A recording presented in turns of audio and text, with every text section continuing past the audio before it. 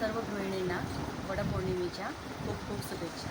सगळ्यांना विनंती आहे की आजच्या दिवशी एक महत्त्वाची गोष्ट करायची आहे. कारण आपण सर्वजणी आपल्या नवऱ्याच्या दीर्घायुष्यासाठी वडपौर्णिमा करत असतो. पण खरंच वडाला दोरा बांधल्यामुळे नवऱ्याला खूप मोठं आयुष्य मिळतं का? किंवा दीर्घायुष्य होतो का नवरा? जर दीर्घायुष्य झाला असता तर जगात कोणीच मरण पावलं नसतं आणि मीही माझ्या नवऱ्याला वाचवू शकली असती की नाही. परंतु तसं नाही आहे आणि जगामध्ये जर विधवा नावाचा शब्दच राहिला नसता.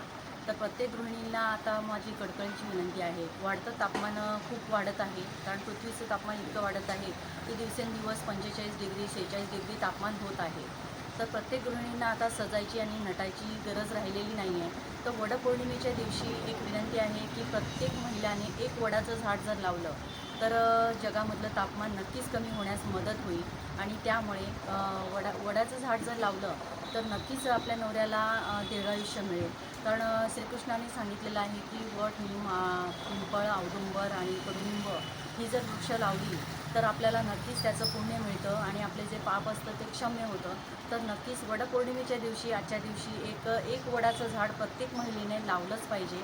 तर पुढच्या 5 वर्षामध्ये आपल्या पृथ्वीचे तापमान नक्कीच कमी होणार आहे. कारण 5 वर्षानंतर एवढं तापमान होणार आहे की आपण घराच्या बाहेर निघूच शकणार नाही. तर मला हात जोडून विनंती आहे की आजच्या दिवशी वडाचं एक झाड नक्की लावा.